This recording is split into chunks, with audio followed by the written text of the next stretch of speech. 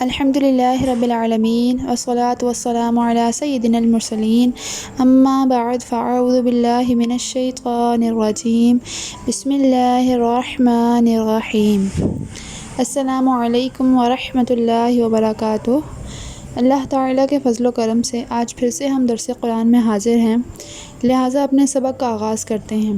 اللہ تعالیٰ ارشاد فرماتے ہیں قُلْنَا اهْبِطُوا مِنْهَا جَمِيعًا فَإِمَّا يَأْتِيَنَّكُم مِّنِّي هُدًى فَمَن تَبِعَ هُدَايَ فَلَا خَوْفٌ عَلَيْهِمْ وَلَا هُمْ يَحْزَنُونَ۔ ترجمہ: ہم نے فرمایا تم سب جنت سے اتر جاؤ، پھر اگر تمہارے پاس میری طرف سے کوئی ہدایت آئے تو جو میری ہدایت کا پیروکار ہوا اسے نہ تو کوئی اندیشہ اور نہ کوئی غم ہو۔ تفسیر: آدم اور حوا علیہ السلام جب جنت سے چلے تو اب انہیں یہ خبر نہ تھی کہ آیا ہم ہمیشہ کے لیے جا رہے ہیں یا پھر کبھی یہاں آنا میسر ہوگا، اور اس جگہ رہ کر بھی تعلق رب سے رہے گا یا نہیں۔ ان کے اطمینان کے لیے فرمایا کہ اب تو تم سب جنت سے اتر کر زمین پر جاؤ، لیکن وہاں تم پر ہماری نظر عنایت رہے گی اور ہم تمہارے پاس اپنی ہدایت یعنی عقل سلیم، عجائبات قدرت، انبیاء، کتابیں اور پھر انبیاء کے نائب، علماء اور مشائخ بھیجیں گے۔ دیکھو اس بار تم چوک گئے، لیکن آئندہ ایسا نہ کرنا، اسی غلطی سے سبق حاصل کرنا۔ جو ہماری ہدایت کے موافق عمل کرے گا تو اس کو نہ تو آئندہ کا کوئی خوف ہوگا اور نہ کبھی گزری عمر سے غم ہوگا، بلکہ دونوں عالم میں شاد و خرم رہے گا۔ اسی لیے روایت میں ہے کہ قیامت کے دن بے دینوں کو پہاڑ سا معلوم ہوگا، یعنی بہت سخت اور بہت دراز، لیکن نیکوکاروں کا ایسا محسوس ہوگا جیسے 4 رکعت پڑھنے کے بقدر وقت، کیونکہ یہ راحت میں ہوں گے اور وہ تکلیف میں۔ اگرچہ روایات میں آتا ہے کہ قیامت میں ہر شخص کو افسوس ہوگا بدکاروں کو نیکی نہ کرنے کا اور نیکوکاروں کو زیادہ نیکی نہ کرنے کا، مگر بدکاروں کا غم تکلیف دہ ہوگا۔ وَالَّذِينَ كَفَرُوا وَكَذَّبُوا بِآيَاتِنَا أُولَئِكَ أَصْحَابُ النَّارِ هُمْ فِيهَا خَالِدُونَ۔ ترجمہ: اور جو انکار کر کے ہماری آیتوں کو جھٹلائیں وہ جہنمی ہیں اور ہمیشہ اسی میں رہیں گے۔ تفسیر: ہر انسان فطرت پر پیدا ہوتا ہے جو اس کے قلب میں تخم کی طرح ہے، جنہوں نے اس تخم میں محبت کو نفسانی خواہشات میں چھپا دیا اور انکار کی گرم ہواؤں سے اس کو جلا دیا۔ وحی اور الہام کی خوشگوار پانی اور ہوائیں اس تک نہ پہنچنے دیں اور اس میں معرفت، قربت کے پھل نہ لگنے دیے، یہاں تک کہ اس کو فاسد کر دیا۔ وہ ہمیشہ نار فراق میں رہیں گے اور کبھی اس سے نجات نہ پائیں گے۔ دوسرے الفاظ میں یوں کہا جا سکتا ہے، جیسا کہ مومنوں کا انعام بیان کر دیا گیا ہے تو اب کافروں کے عذاب کا ذکر ہوا اور فرمایا گیا جو ہماری ہدایت کو دل سے نہ مانے گا اور ہماری کسی کی نشانی، کتاب یا پیغمبر یا دینی چیز کا زبان سے انکار کرے گا یا اس میں غور نہ کرے گا بلکہ جانوروں کی طرح کھانے پینے اور دنیا کے مزے اڑانے ہی کو اپنا مقصود سمجھے گا، وہ ہمیشہ دوزخ کی آگ میں جلے گا اور کبھی بھی وہاں سے نہ نکل سکے گا۔ یا بنی اسرائیل اذکروا نعمتی التی انعمت علیکم واوفوا بعہدی اوف بعہدکم وإیایا فارہبون۔ ترجمہ: اے یعقوب کی اولاد، یاد کرو میرا وہ احسان جو میں نے تم پر کیا اور میرا عہد پورا کرو، میں تمہارا عہد پورا کروں گا اور خاص میرا ہی ڈر رکھو تم لوگ۔ تفسیر: بنی اسرائیل خوف اور حسد کی وجہ سے اسلام قبول نہ کرتے تھے، کیونکہ ان کا خیال تھا کہ نبی آخر الزمان بھی ہمارے ہی خاندان سے ہوں گے۔ جب اولاد اسماعیل میں یہ آفتاب چمکا یعنی حضور صلی اللہ تعالیٰ علیہ وآلہ وسلم کی جلوہ گری ہوئی تو یہ لوگ جل کر سیاہ خاک ہو گئے۔ حق تعالیٰ نے ارشاد فرمایا کہ اے بیوقوفو، تم اپنے انعامات کو بھی یاد کرو کہ تم میں انبیاء علیہ السلام بھیجے گئے، کتابیں نازل فرمائیں، تمہیں غلبہ دیا، حکومت اور عزت، عنایت کی دولت اور سلطنت عطا فرمائی، جلالت اور حشمت تمہارے حصے میں آئی، علم و فضل تمہیں دیا گیا، جاہ و جلال تمہیں بخشا گیا۔ اب اگر آخری نبی بنی اسماعیل میں تشریف لے آئے تو اس میں تمہارا کیا بگڑ گیا؟ کیا رب کی ساری نعمتوں کے تم ہی ٹھیکیدار ہو؟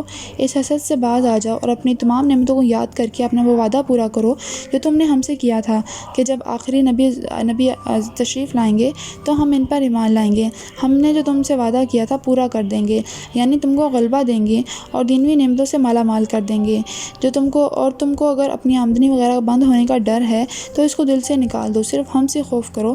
اگر تم ایمان لے آئے تو دیکھنا کہ تمہاری عزت و آبرو، مال و دولت وغیرہ میں ترقی ہوگی۔ رب تعالیٰ نے بندوں سے 2 قسم کے وعدے کیے ہیں، ایک غیر مشروط یعنی رزق اور دنیاوی نعمتیں کہ فرمایا نرزقہم و ایاکم، سورہ الاسراء آیت نمبر 31۔ دوسرا مشروط، اگر تم مومن اور پرہیزگار بنو گے تو تم کو جنت، مغفرت، دنیا کی عظمت و سلطنت، معرفت وغیرہ بخشیں گے۔ فرمایا انتم الاعلون ان کنتم مؤمنین، آل عمران 139۔ یہاں دوسرا وعدہ مراد ہے۔ دنیا کی نعمتیں دولہا کے نچھاور ہیں، جیسے دوست دشمن سب پاتے ہیں، مگر آخرت کی نعمتیں برات کا کھانا یا جوڑے ہیں جو اپنوں کو دیے جاتے ہیں، غیروں کو نہیں۔ مگر افسوس کہ ہم کو دنیا کی فکر ہر دم ہے، آخرت کی فکر بالکل نہیں۔ رب کرم فرمائے ہم پر، آمین۔ وَآمِنُوا بِمَا أَنزَلْتُ مُصَدِّقًا لِمَا مَعَكُمْ وَلَا تَكُونُوا أَوَّلَ كَافِرٍ بِهِ وَلَا تَشْتَرُوا بِآيَاتِي ثَمَنًا قَلِيلًا وَإِيَّايَ فَاتَّقُونِ۔ ترجمہ، اور اس کتاب پر ایمان لاؤ جو میں نے تمہاری کتابوں کی تصدیق میں نازل فرمائی، اور اس کے ساتھ تم ہی پہلے کافر نہ بنو، اور میری آیتوں کو تھوڑی تھوڑی قیمتوں پر نہ فروخت کرو، اور صرف مجھ سے ہی ڈرو۔ تفسیر، بنی اسرائیل سے فرمایا جا رہا ہے کہ تم میری نعمتوں کو اس طرح یاد کرو اور میرے وعدوں کو ایسے پورا کرو کہ اس قرآن والے محبوب صلی اللہ تعالیٰ علیہ وآلہ وسلم اور قرآن اور ان کے سارے معجزات پر ایمان لے آؤ۔ ایک تو اس لیے کہ پچھلی کتابوں اور رسولوں کی طرح یہ بھی ہمارے بھیجے ہوئے ہیں، تو بعض کو ماننا اور بعض کو نہ ماننا اس کے کیا معنی۔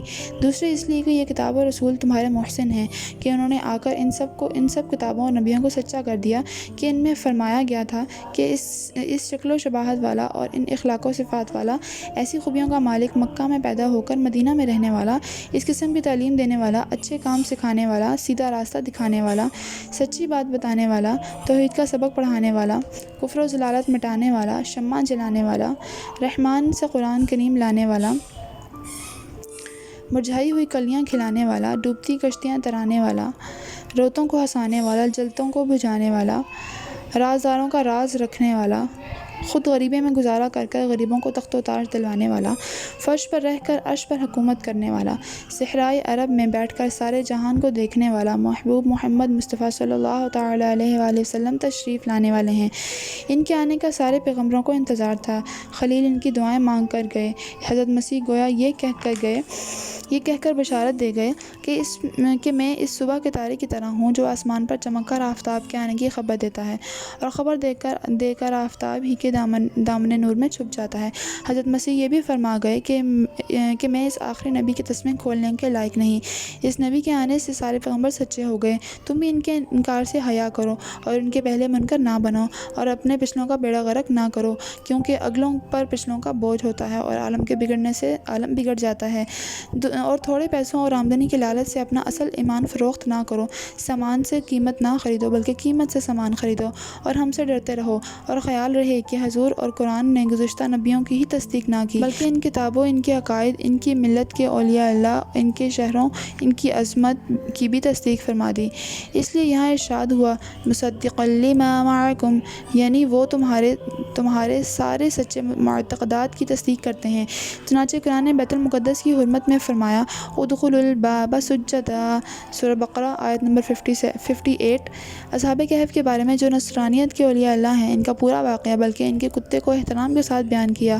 آصف بن برقیہ جو یہودیت کے ولی اللہ ہیں، ان کی کرامات کا ذکر کیا۔ تمام دنیا کے مسلمانوں کے دلوں میں ان کی عظمت قائم فرما دی۔ یہ ان سب پر احسان عظیم ہے۔ وَلَا تَلْبِسُوا الْحَقَّ بِالْبَاطِلِ وَتَكْتُمُوا الْحَقَّ وَأَنْتُمْ تَعْلَمُونَ۔ ترجمہ، اور حق سے باطل کو نہ ملاؤ اور نہ دیدہ دانستہ حق کو چھپاؤ۔ تفسیر، علماء یہود 2 طرح لوگوں کو ایمان سے روکتے تھے۔ بے خبروں کو تو سچی بات سناتے ہی نہ تھے، اور باخبر اور ہوشیار لوگوں کو شبہ میں ڈال دیتے تھے، یا تو کتاب کی آیتوں میں ہی تبدیلی کر دیتے تھے یا اس کے مطالب اس طرح بیان کرتے تھے جس سے وہ شبہ میں پڑھ کر حق تک نہ پہنچ سکے۔ مثلاً جاہلوں سے کہتے تھے کہ ہماری کتابوں میں نبی آخر الزمان کی خبر ہی نہیں ہے، اور جاننے والوں سے کہتے تھے کہ ان کو تو خبر دے دی گئی ہے، مگر وہ صفتیں حضور صلی اللہ تعالیٰ علیہ وآلہ وسلم میں نہیں پائی جاتی۔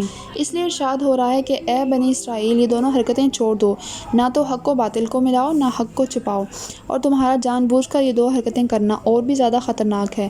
خیال رہے کہ اس زمانے میں نہ تو کوئی ان کتابوں کا حافظ تھا اور نہ کوئی خاص کتب خانہ، اور لکھنے کا زیادہ رواج نہ کتابوں کی عام اشاعت، بلکہ آسمانی کتابیں خاص راہبوں اور کاہنوں کے پاس ہی ہوتی تھیں، اس لیے ان کو بدلنا کچھ مشکل نہ تھا۔ الحمدللہ کہ قرآن کریم میں اس قسم کی تحریف کبھی نہیں ہو سکتی، کیونکہ اس کی اشاعت بہت ہو چکی ہے اور حافظوں کے سینوں میں بھی محفوظ ہے۔ وَأَقِیمُوا الصَّلَاةَ وَآتُوا الزَّکَاةَ وَارْکَعُوا مَعَ الرَّاکِعِینَ۔ ترجمہ: اور نماز قائم رکھو اور زکوٰۃ دو اور رکوع کرنے والوں کے ساتھ رکوع کرو۔